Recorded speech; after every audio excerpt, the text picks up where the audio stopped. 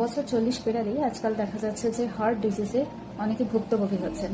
Maximum ক্ষেত্রে দেখা যায় যে যাদের অলরেডি ডায়াবেটিস রয়েছে অথবা হাইপারটেনসিভ অথবা কোনো মেটাবলিজম রিলেটেড ডিজিজ রয়েছে, বা অনেক ক্ষেত্রে দেখা যায় যাদের ওবেসিটি রয়েছে, এই সমস্ত মানুষজনদের কিন্তু হার্ট এর ডিজিজ হওয়ার যে রিস্ক ফ্যাক্টর সেটা কিন্তু অনেকটাই বেশি হয়ে যাচ্ছে। So, hi, I'm Dietitian Pallavi Sharma. Today I'm going to discuss about this যে কিভাবে আপনারা হার্ট অ্যাটাকের রিস্ক ফ্যাক্টরগুলোকে রিডিউস করতে পারবেন। আজকে আমি খুব বেশি না 6 ওয়ে বলবো, 6টা ওয়ে বলবো যেটা থ্রু আপনারা লাইফস্টাইলকে মডিফাই করতে পারেন, ওবেসিটি কমাতে পারেন, আর সাথে এই কার্ডিওভাস্কুলার যে রিস্ক ফ্যাক্টরগুলো রয়েছে সেগুলোকে কমাতে পারবেন। স্টার্টিংয়ে আসি অ্যাবাউট এক্সারসাইজ। একটু এক্সারসাইজ করতে হবে, অ্যাটলিস্ট 30 to 40 মিনিটস এভরিডে একটু এক্সারসাইজ করার চেষ্টা করুন। আর ট্রাই করবেন, যেটা মেইনলি বলার, একটু ব্রিদিং এক্সারসাইজ ট্রাই করুন। অ্যাটলিস্ট 5 মিনিটসও যদি করা পসিবল হয়, সেটা কিন্তু আপনার স্ট্রেসটাকে রিডিউস করতে হেল্প করবে, কর্টিসল লেভেলটাকে ডাউন করবে। ওকে, এর সাথে ট্রাই করতে হবে পোস্ট মিল ওয়াকিং। ইয়েস, 15 মিনিট পরে খাওয়ার, মেইন মিল নেওয়ার 15 মিনিট পরে আপনারা 15 মিনিটসের জন্য একটু ওয়াকিং করার চেষ্টা করুন। এটাও কিন্তু আপনার কার্ডিওভাস্কুলার রিস্ক ফ্যাক্টরকে এড়ানোর জন্য খুব ভালোভাবে কাজ করবে। So the next point is sleep. Actually, adequate and quality sleep is important, at least for 7 to 8 hours. ঘুমের মধ্যে যদি বারবার ব্রেকেজ হয় সেটা কিন্তু কোয়ালিটি অফ স্লিপ হলো না।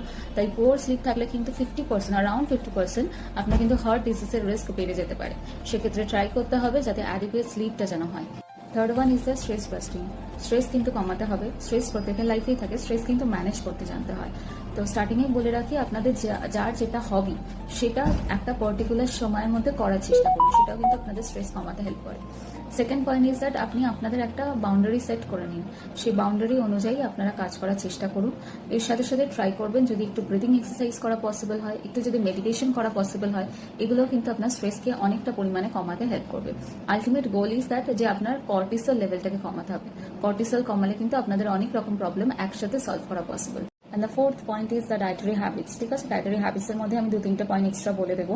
তো ডায়েটারি হ্যাবিটস এর মধ্যে ফার্স্টলি আপনাকে ট্রাই করতে হবে যাতে যত রকমের প্রসেসড, আলট্রা প্রসেসড এবং হাই সোডিয়াম কন্টেন্ট যে ফুডগুলো রয়েছে সেগুলোকে অ্যাভয়েড করার, সেগুলো একদম ট্রাই করবেন যাতে সেগুলো অ্যাভয়েড করা যায়।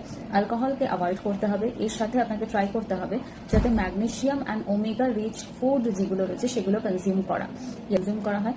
অ্যাকচুয়ালি ম্যাগনেশিয়াম রিচ ফুড যেগুলো রয়েছে সেগুলো ব্লাড ভেসেল রিল্যাক্সেশনে হেল্প করে, মেটাবলিজমকে রেগুলেট করে, এর সাথে হচ্ছে ইনফ্লামেশন কমাতে হেল্প করে। তো ম্যাগনেশিয়াম আমাদের ডেইলি বেসিসে 400 mg ম্যাগনেশিয়াম কিন্তু রিকোয়ারমেন্ট রয়েছে বডিতে। সেক্ষেত্রে আপনারা different kind of food source থেকে নিতে পারেন, different kind of nuts like cashew, pistachio, এছাড়া হচ্ছে pumpkin seed, dark chocolate, spinach, different kind of fruits like banana, avocado, whole grains, এছাড়া কিনোয়া, এই সমস্ত খাবার থেকে কিন্তু যথেষ্ট পরিমাণে ম্যাগনেশিয়াম পাওয়া যায়। আপনারা কিন্তু এগুলো কনজিউম করতে পারেন। পাশাপাশি চেষ্টা করবেন